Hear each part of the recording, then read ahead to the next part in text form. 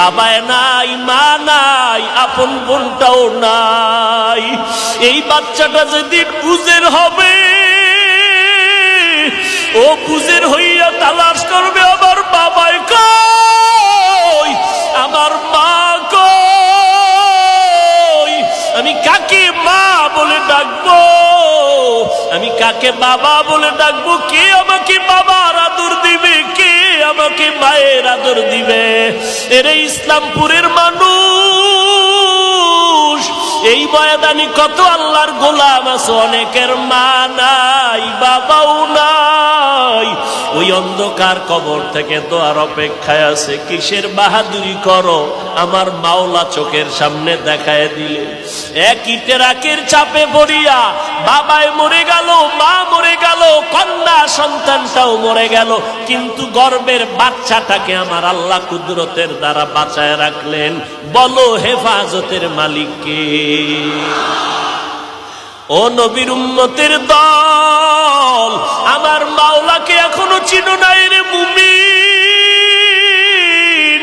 আমার মালিক যে কত দয়াময় মালিক। আল্লাহর দেওয়া জমিনে বসবাস করো রে বাবা, আল্লাহর দেয়া পানি, আল্লাহর দেয়া গাছ, আল্লাহর দেয়া মাছ, আল্লাহর দেয়া সূর্যের আলো, চাঁদের আলো, সব ভোগ করতেছো। এরপর আমার আল্লাহ কয় নাই, আমি তোমাকে বলি না সারা রাত্র ইবাদতে কাটাও, সারাদিন তুমি ব্যবসা বাণিজ্য বন্ধ করে আমার ইবাদত করো, আল্লাহ বলেন নাই। বরং বান্দা ব্যবসা করো, চাকরি করো, লেখাপড়া করো, ডাক্তারি পড়ো, বড় ইঞ্জিনিয়ার হও, আলহামদুলিল্লাহ, স্কুলে পড়ো, কলেজে পড়ো, কোনো বাধা নাই। আল্লাহ চাই কি বান্দা তুই 22 ঘন্টা সময় তুই ব্যবসা কর, চাকরি কর, সন্তানের পেছনে সময় দাও। 24 ঘন্টার মধ্যে 22 ঘন্টা সময় দিয়ে দিলাম তোমারে, মাত্র বাকি থাকলো 2 ঘন্টা। এই 2টা ঘন্টা তুমি তোমার কল্যাণে আমার রাস্তায় ব্যয় করো। তাও একসাথে পারবি না, তুই ব্যস্ত। আমি আল্লাহ একসাথে 2 ঘন্টা চাই নাই। ফজরের 4 রাকাত নামাজে 20 মিনিট দিয়া এবার তুই আবার ব্যবসায় চলে যা, আবার জোহরের 10 রাকাতে 20 মিনিট দাও, আবার তুমি দোকানে চলে যাও, আবার দোকানদারি করি এক ফাঁকে 4 রাকাত আসর পড়তে 20 মিনিট দাও, আবার তুমি ব্যবসায় চলে যাও, আবার মাগরিবের 5 রাকাতে 20 মিনিট দাও, আবার তুমি ব্যবসায় চলে যাও, এশার 9 রাকাত নামাজে আবার 20 মিনিট দিয়া তুমি তোমার সংসারে ঘরে চলে যাও, তোমার স্ত্রীকে সময় দাও, তোমার সন্তানের সময় দাও, দিয়া রাতের বেলা আরামে ঘুমাও, আবার ফজর 4 রাকাত নামাজ পড়ো। এই 22 ঘন্টার ভেতরে মাত্র 2টা ঘন্টা সময় 20 মিনিট 20 মিনিট করিয়ে তুমি নামাজে সময় দিবা। ব্যবসাটা নবীর তরিকায় করো, লেখাপড়া নবীর মোহাব্বত নিয়ে করো।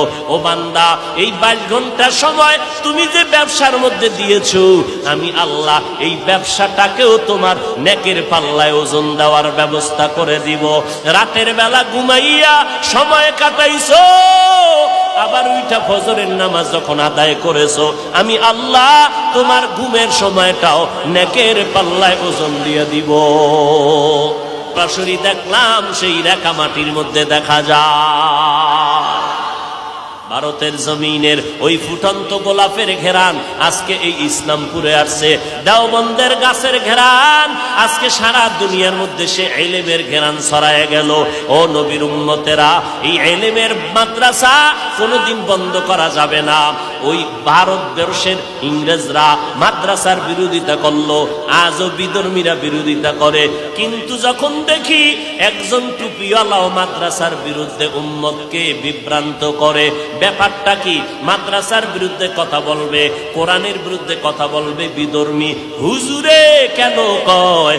বুঝে নিলাম হুজুরে আসলে বিকৃত বিধর্মীদের গোলামে পরিণত হয়ে গেছি। আল্লাহ হেদায়াত দান করেন। আর জোরে বলেন আলিফ লাম মিম যালিকাল কিতাবু লা রাইবা ফীহি হুদাল লিল মুত্তাকিন।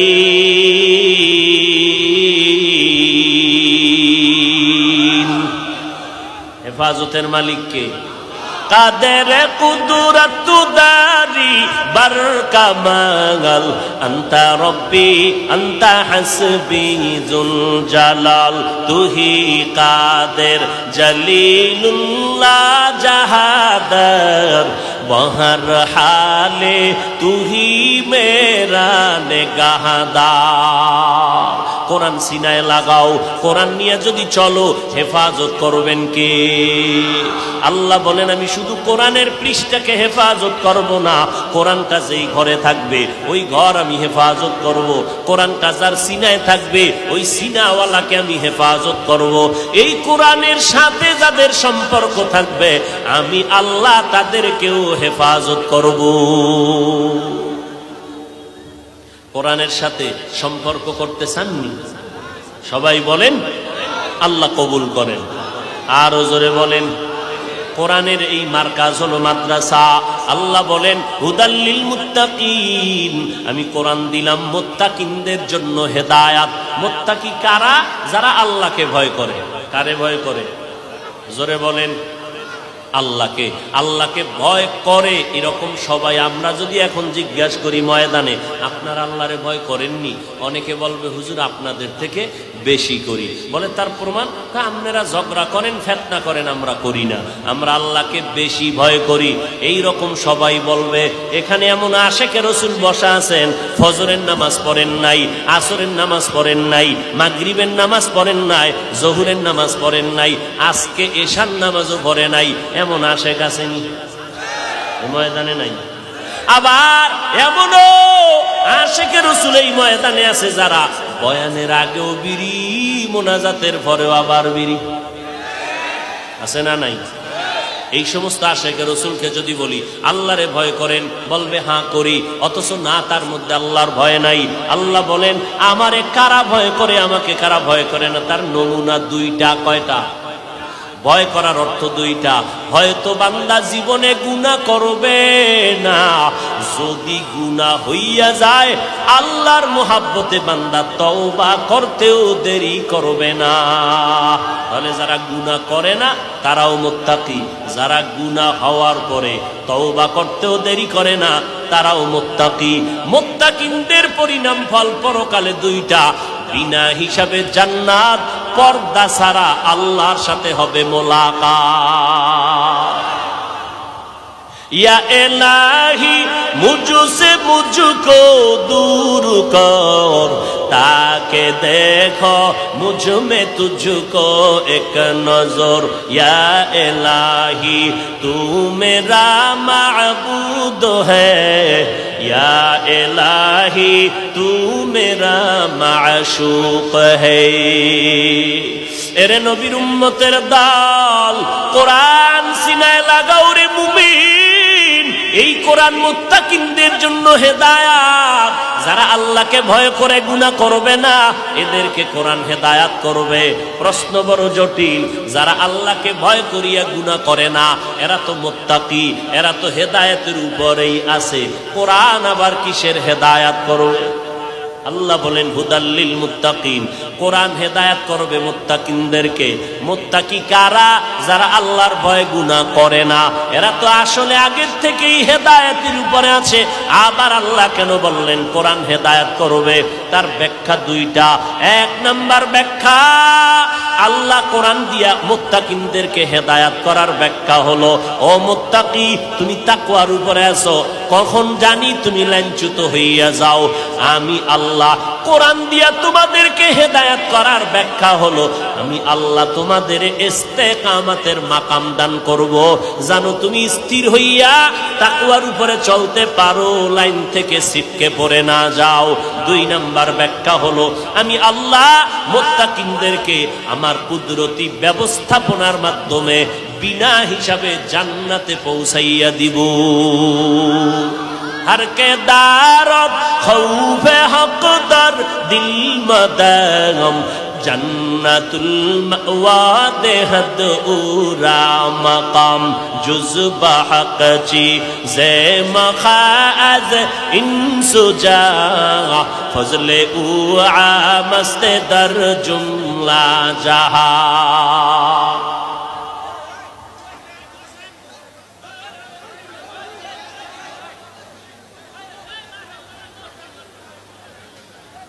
মোনাজাতটা দিয়া ফেলাম, হ্যাঁ না? যেভাবে আপনারা করতেছেন তো মনে হয় ধৈর্য মনে হয় শেষ। আর একটু সামনে আগাবো? কথা বলেন না কেন? আর একটু সামনে যাব? তাহলে এই যারা উঠতেছে এদেরকে বসায় দেন। বসেন, সবাই বসেন, একটা আওয়াজ দিবেন না, সবাই বসেন। আল্লাহ পাকে ময়দানকে কবুল করেন। আরো জোরে বলেন। ভাইরা আমার, কিছু মানুষ দেখবেন সমাজের ভেতরে 2 ঘন্টা 3 ঘন্টা 4 ঘন্টা বয়ান শুনবে, কিন্তু মোনাজাত দিবে না। এরকম একদল মানুষ আছে না নাই? বলেন। কারণ কি জানেন? শয়তান এদের উপরে গালেব হয়ে গেছে। শয়তান কি চায়? যে তুমি 2 ঘন্টা না 5 ঘন্টা বয়ান শুনো, তবে মোনাজাত দিবা না। কেন? মোনাজাত যদি দাও, একজনের আমিন কবুল হয়ে গেলে সবার গুনাহ মাফ। শয়তান কইব, যদি তোর গুনাহটাই মাফ করাইয়া দাও মোনাজাত দিয়া, তো আমার জিন্দেগির চাকরি শেষ। এই জন্য দেখবেন কিছু মানুষ 2 ঘন্টা 3 ঘন্টা বয়ান শুনে মোনাজাতের আগে দিয়া ভাগে। কারণ শয়তানের অন্তর দখল করে নিছে, মোনাজাত দিয়া যেন গুনাহ মাফ করানোর সুযোগ না পায়। এই জন্য কিছু কিছু কপাল পোড়ারা মোনাজাতের আগে আগে ভাগে। আছে না নাই? আপনারা কি মোনাজাতের আগে যাবেন না মোনাজাত দিয়া যাবেন? কি সবাই একমত? আল্লাহ কবুল করেন। আরো জোরে বলেন। আলিফ লাম মিম যালিকাল কিতাবু লা রাইবা ফীহি হুদাল লিল মুত্তাকিন। এরে নবীর উম্মতের দল, আল্লাহর কোরআন মুত্তাকিনদের জন্য হেদায়েত। যারা আল্লাহকে ভয় করবে এদেরকে কোরআন হেদায়েতের পথে মজবুতি অর্জন করার ব্যবস্থা করে দিবে। আল্লাহর ভয় বান্দার অন্তরে জমা যদি করতে চাও, মুত্তাকি যদি হতে চাও, খাঁটি আল্লাহওয়ালার বন্ধু না হওয়া ছাড়া সম্ভব হবে না। এই জন্য আল্লাহ বলেন, ইয়া আইয়ুহাল্লাযীনা আমানুত্তাকুল্লাহ ওয়া কুনু মা'আস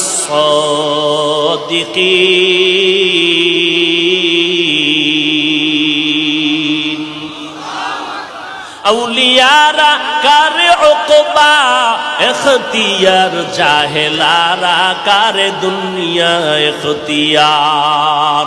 আল্লাহওয়ালাদের বন্ধু হইয়া এরপরে নিজের অন্তরের মধ্যে তাকওয়া ঢুকাও, না হয় গুনাহ থেকে বাঁচা সম্ভব হবে না।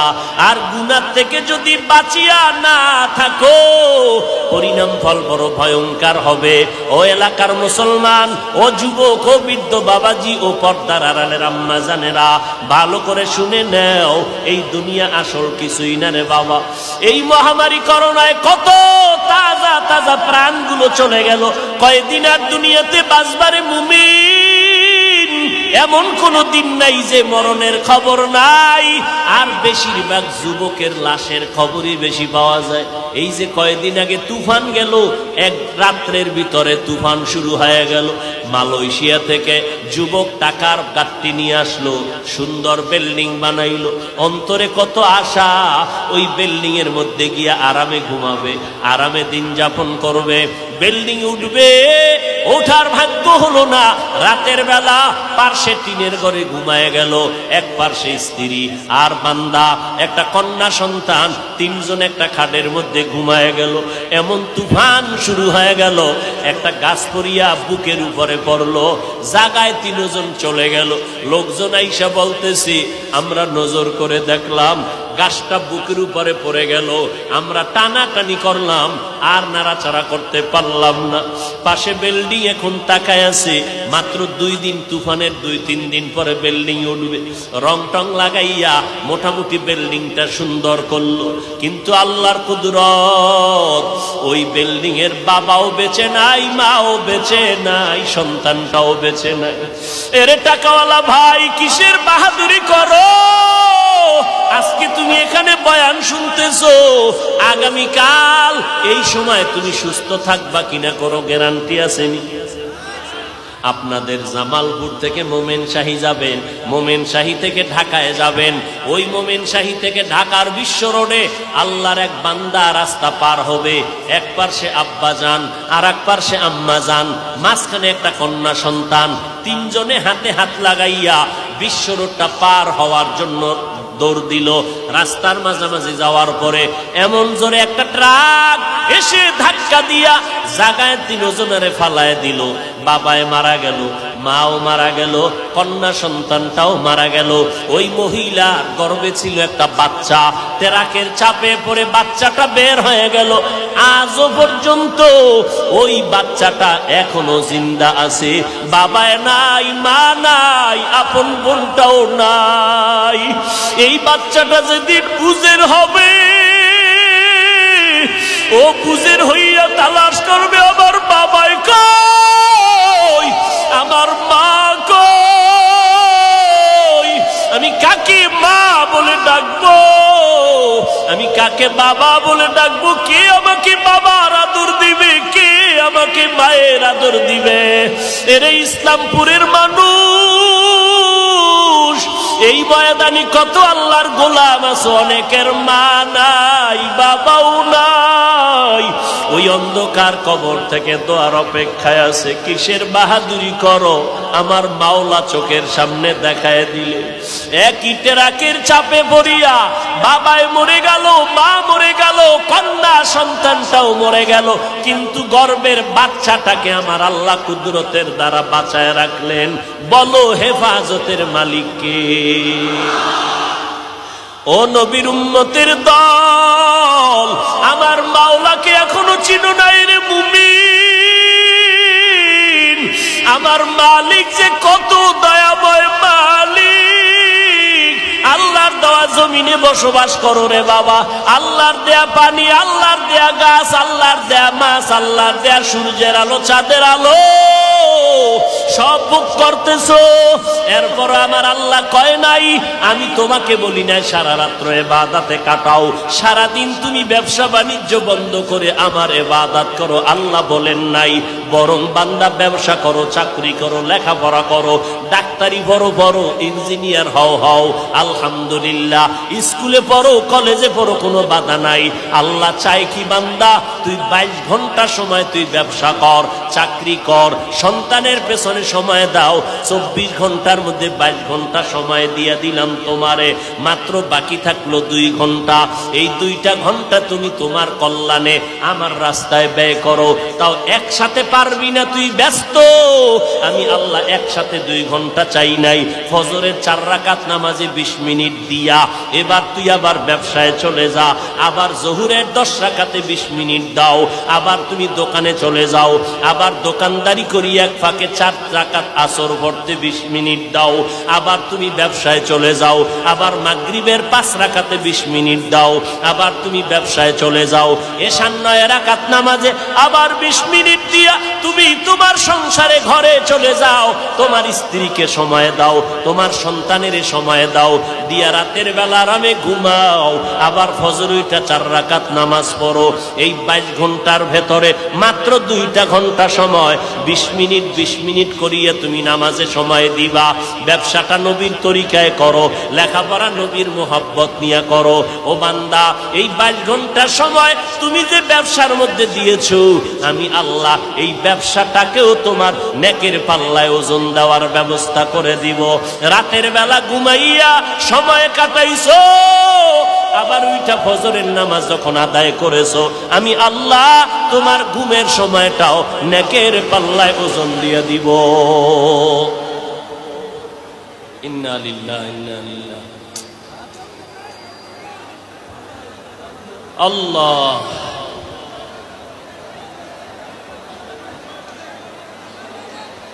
জিকির করেন, লা ইলাহা ইল্লাল্লাহ, লা ইলাহা ইল্লাল্লাহ, লা ইলাহা ইল্লাল্লাহ, লা ইলাহা ইল্লাল্লাহ। বসেন সবাই বসেন। লা ইলাহা,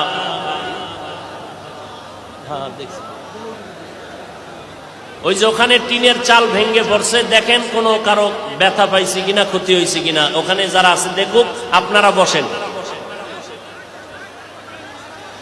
আমাদের সন্দ্বীপের হযরত পীর সাহেব রহমতুল্লাহ আলাইহের সুযোগ্য সাহেবজাদা পীরে কামেল মুফতি ফয়জুল্লাহ দামাত বারাকাতুহুম ঐতিহ্যবাহী ঢাকা মাদানীনগর মাদ্রাসার স্বনামধন্য মহাপরিচালক হযরত স্টেজে চলে আসবেন এখনই। আমাদের সামনে বরকতের দোয়া করবেন। মোহাব্বতের সাথে আমরা সবাই দোয়ায় শরীক হওয়ার চেষ্টা করব। আল্লাহ পাক আমাদের সবাইকে কামিয়াবির সাথে কবুল করেন। হযরত আসতে আসতে আমি দু চারটা কথা বলবো, আর বাকি যারা বসেন বিশৃঙ্খলা যেন না হয়। আল্লাহ পাক সমস্ত মুসিবত থেকে মাজমায়ে মজলিসকে কবুল করেন। আরো জোরে বলেন। ভাইরা আমার, আল্লাহ রাব্বুল আলামিন আমাদেরকে সময় দিলেন 22 ঘন্টার ভেতরে 2 ঘন্টা সময় তুমি দিনের কাজে লাগাও। এই সময়টাও যারা দিনের পথে 5 বেলার নামাজ তুমি আদায় করবা, আমি আল্লাহ ফজর আসর যোহর মাগরিব এশা এই 5 বেলার নামাজের জন্য সময় চাইলাম। আমি আল্লাহ এর বিনিময়ে আমি আল্লাহ কোনো বিল নিলাম না। দুনিয়ার সব আমি আল্লাহ তোমার জন্য দিয়ে দিলাম, বাতাস করে দিলাম ফ্রি। তোমার খেদমতে আমি সূর্যের আলো ফ্রি করে দিলাম, চাঁদের আলো ফ্রি করে দিলাম। এরে নবীর উম্মতের দল, আমি আল্লাহ পাক এর বিনিময়ে চাইলাম 5 বেলার নামাজ। ও এলাকার যুবক, ও পর্দার আড়ালের আম্মা জান, আপনারা নবীদের মা, আপনারা সাহাবায়ে কেরামের মা, আপনারা আলেমের মা, হাফেজে কোরআনের মা। ও আম্মা জান, আপনারা খাদিজা রাদিয়াল্লাহু আনহার মতো নারী, ফাতেমা রাদিয়াল্লাহু আনহার মতো নারী, আয়েশা সিদ্দিকা রাদিয়াল্লাহু আনহার মতো নারী। রব্বুল আলামিন নবীজির মাধ্যমে নারীদের মর্যাদা সম্মান অনেক গুণ বাড়িয়ে দিয়েছেন। ও পর্দার আড়ালের আম্মা জান, আপনার কি অন্তরটা চায় না একজন হাফেজে কোরআনের মা হইয়া কবরে যাবেন, আলেমের মা হয়ে কবরে যাবেন? আল্লাহর কাছে দোয়া করেন, ও দয়ার মালিক, মেহেরবানি করে আল্লাহ যাদের সন্তান দিছেন ওই সন্তান যেন কোরআনওয়ালা হয়। আপনি যখন কবরের মধ্যে যাবেন, কবরে যাওয়ার পর আপনার সন্তান কলিজা দিয়ে যেন কোরআন তেলাওয়াত করতে পারে, কোরআন পড়িয়া আপনার কবরে যেন শান্তির ফয়সালা করতে পারে। ও আল্লাহর বান্দারা, ও যুবকেরা, ও বৃদ্ধ বাবাজি, কি সমস্যা?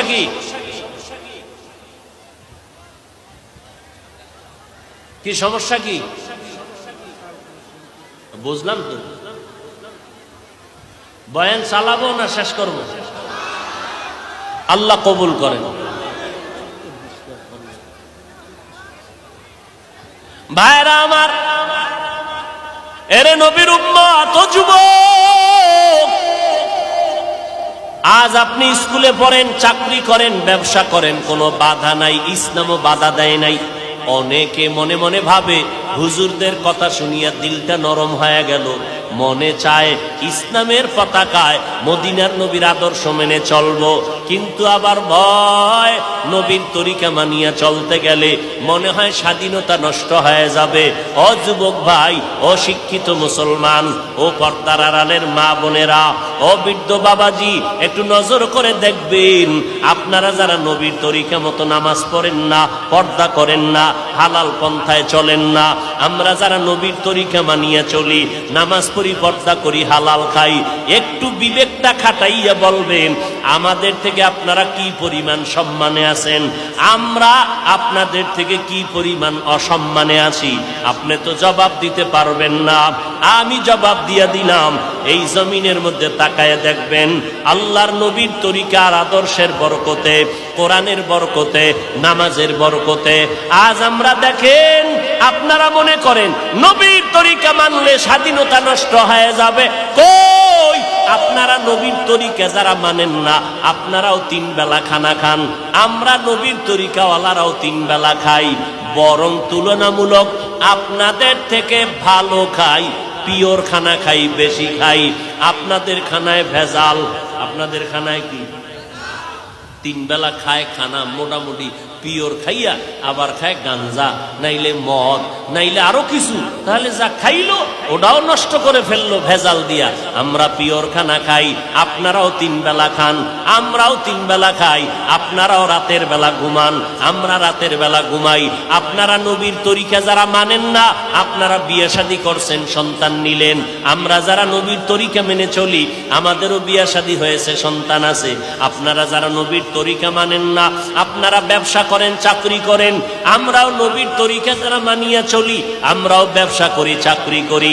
আপনারা নবীর তরিকা বাদ দিয়া স্বাধীনভাবে ঘোরাফেরা করেন, দেশ বিদেশ সফর করেন।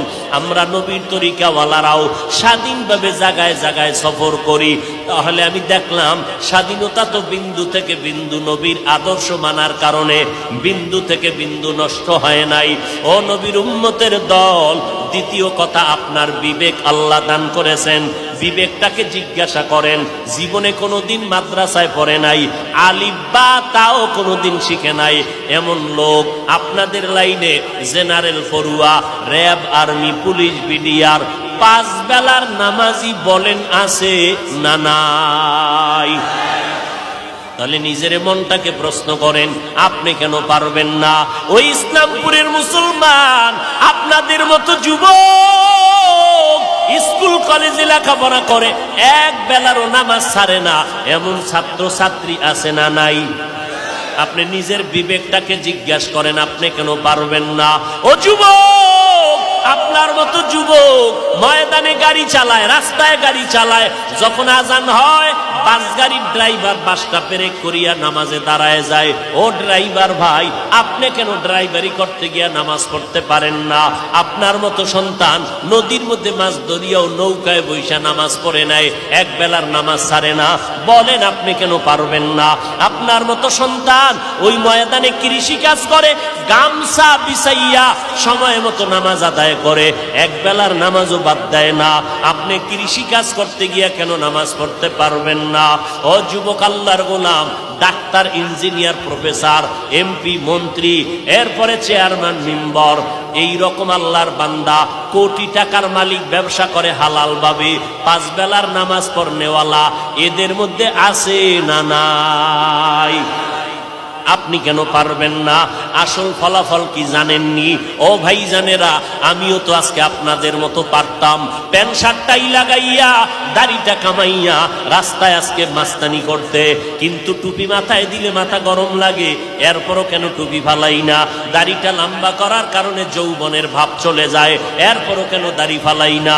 লম্বা জামা গায়ে দেওয়ার কারণে শরীরটা গরম লাগে, এরপরও কেন জামাটা ফালাই না? এই টুপিওয়ালা বইলা কত মানুষ গালি দেয়, কওমি মাদ্রাসায় পড়ার কারণে কত মানুষ বাজে কথা বলে, ও নবীর উম্মত তাবলীগ করার কারণে কত মানুষ গালি দেয়, দেওবন্দি হওয়ার কারণে কত মানুষ বাজে কথা বলে, এরপরও কেন এই লাইনটা ছাড়লাম না রে বাবা?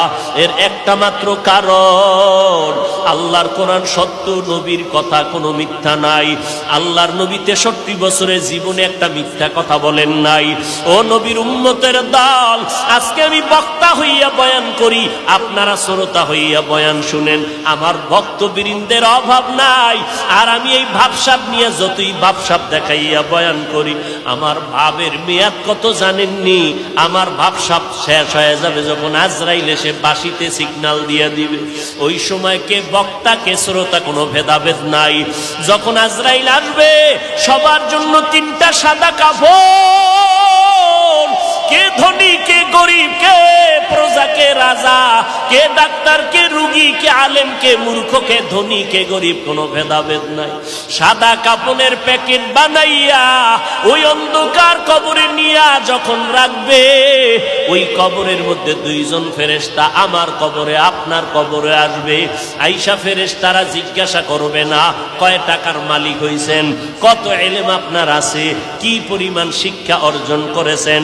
সবার কবরে প্রশ্ন হবে মাত্র 3টা, রবের পরিচয় দাও, ধর্মের পরিচয় দাও, রাহমাতুল লিল আলামিনের পরিচয় দাও। এরে নবীর উম্মতের দল, ওই অন্ধকার কবরে যাওয়ার পর মাত্র 3টা প্রশ্ন আপনাদের আমাদের সবার বেলায় করা হবে। ওই রবের পরিচয় দাও, ধর্মের পরিচয় দাও, রাহমাতুল লিল আলামিনের পরিচয় দাও। এই 3টা প্রশ্ন যখন করবে, মদিনার নবী বলেন যারা এই 3টা প্রশ্নের জবাব দিতে পারবে তাদের কবর হবে রওজাতুম মির রিয়াজিল জান্নাহ, আর যারা দিতে পারবে না তাদের কবর হবে হুফরাতুম মিন হুফারিন নার। এরে নবীর উম্মতের দল, কারা জবাব দিতে পারবে, কারা পারবে না? মদিনার নবী বলেন দুনিয়াতে যারা রবের গোলামি করে কবরে যাবে, এরা কবরে গিয়ে জবাব দিবে রব্বি আল্লাহ, আমার রব একমাত্র আমার আল্লাহ। যারা দুনিয়াতে ইসলাম মেনে চলবে তারা কবরে গিয়ে জবাব দিবে দীনি আল ইসলাম, আমার ধর্মের নাম একমাত্র ইসলাম। দুনিয়াতে যারা নবীর সুন্নতের আমল করে চলবে, মায়ার নবীর সুন্নতের আমল, বান্দা তুমি চুলগুলো কেমনে রাখবা সেখানেও নবীর সুন্নত, আঙ্গুলের নখগুলো কেমনে কাটবা সেখানেও নবীর সুন্নত, জুতা 2টা কেমনে পায়ে পরবা সেখানেও নবীর সুন্নত, বাথরুমে কেমনে ঢুকবা সেখানেও নবীর সুন্নত। যারা সুন্নত অনুযায়ী চলবে কবরে যাওয়ার পর আমার নবীকে যখন দেখাইয়া দিবে, সুন্নতের আশেক নবীরে দেখা মাত্র চিনে ফেলবে। আমার আল্লাহ গাইবি আওয়াজ দিয়া বলবেন ও ফেরেশতা, আমার এই বান্দাকে আর ডিস্টার্ব করবা না, এখনই জান্নাতের বিছানাটা কবরে বিছাইয়া দাও, জান্নাতের সাথে রাস্তা বানায় দাও। আমার বান্দা এখন ঘুমাবে, কিয়ামত পর্যন্ত কবরের মধ্যে আরামে ঘুমাইবে, কেউ ডিস্টার্ব করবা না।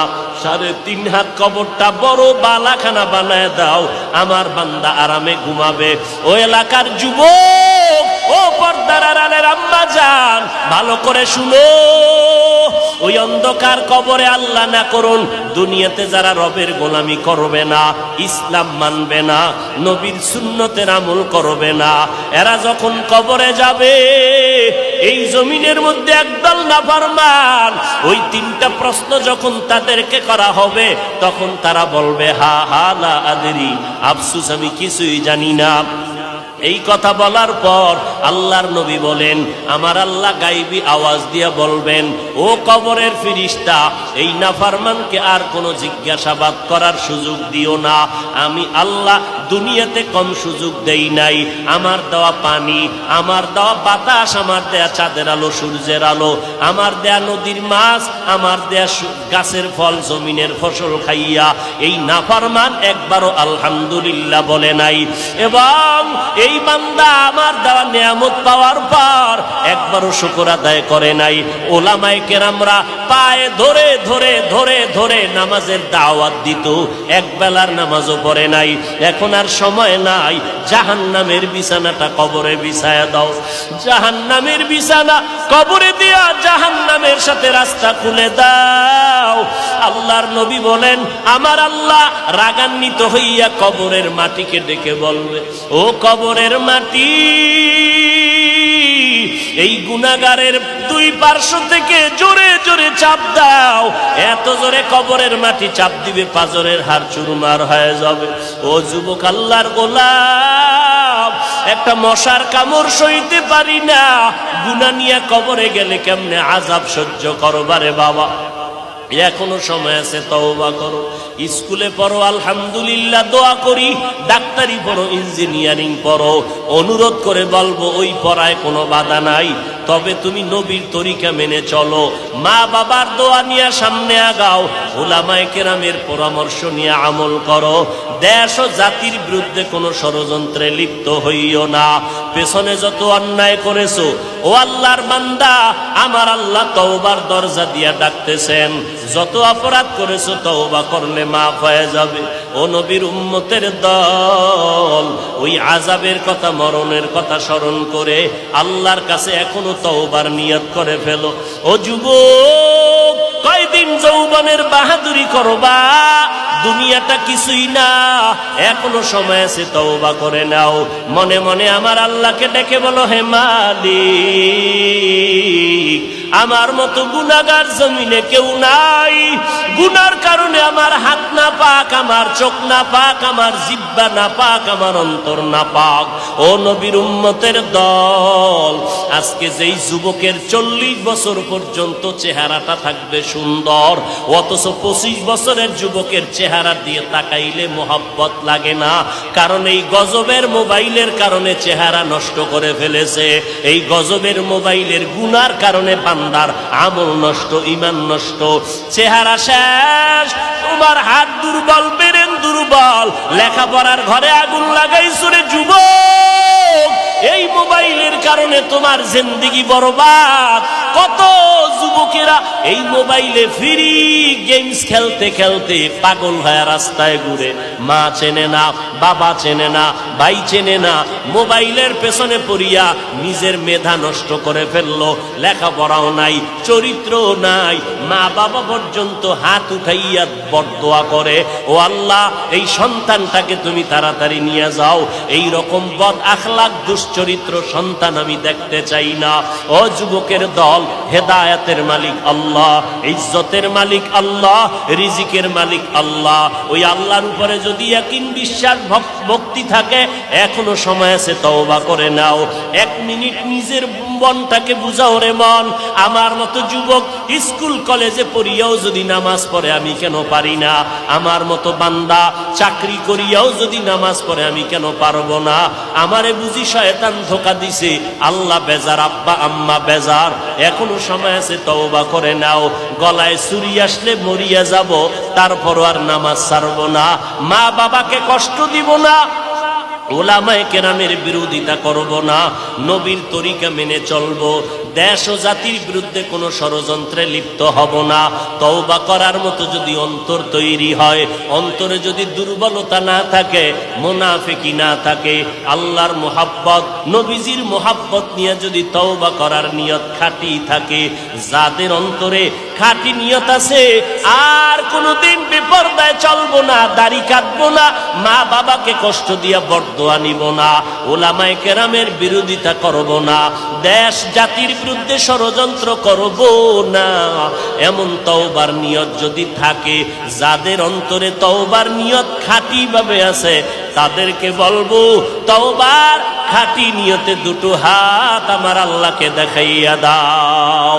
আয় আল্লাহ, আমাদের হাতগুলো কবুল করে নেন, তওবা কবুল করে নেন, তওবার উপরে মজবুত হইয়া চলার তৌফিক দান করেন, আমিন। আল্লাহ সবাইকে কবুল করেন। আরো জোরে বলেন, কয়দিন আর বাঁচবারে যুবক? একদিন না একদিন বিদায় হতে হবে, মরণ থেকে পালাবার কোনো উপায় নাই। এখনো সময় আছে, আল্লাহর মোহাব্বত নিয়ে চলো, আর মনে মনে আল্লাহকে বলো, হে মালিক, তুমি যদি তৌফিক না দাও আমি আগাইতে পারবো না। ও দয়ার আল্লাহ, মেহেরবানি করে আমাদের সবাইকে তওবার উপরে মজবুত হইয়া নবীর তরিকা মতে চলার তৌফিক দান করেন, আমিন।